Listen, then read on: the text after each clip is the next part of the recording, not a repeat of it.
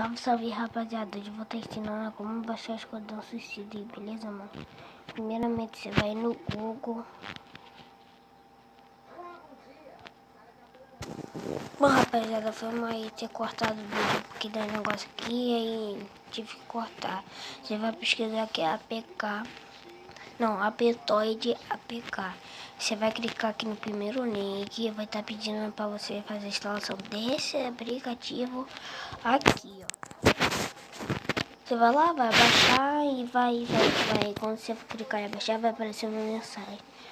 Esse aplicativo pode danificar seu dispositivo. Tudo mentira, você pode abaixar de boa, não vai dar nada.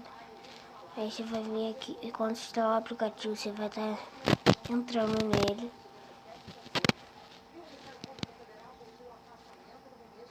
Você entrou nele, ó. Tem vários jogos, ó. Tem até GTA V, ó. GTA, vários tipos de GTA. Ó, ó o tanto. Olha. Sério, isso aqui pra mim vale muito a pena. Alguns jogos não mostram assim pra ver que é real mesmo, mas alguns mostram.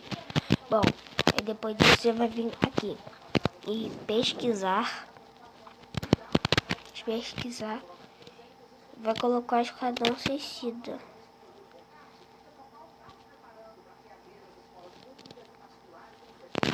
Entendeu? Cadê? Deixa eu ver. Acho que é tudo maiúsculo, né? Peraí que eu vou ver.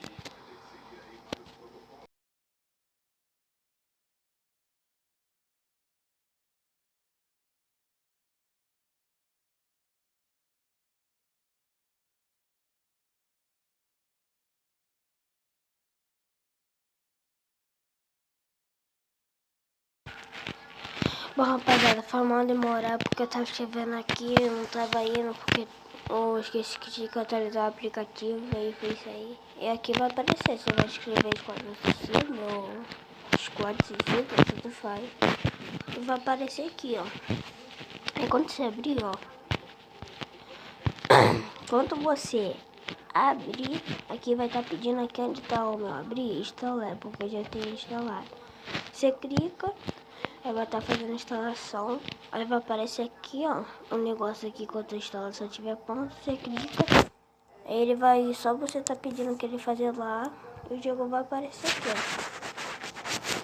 ó. Viu? Esse aí falou tchau e fui.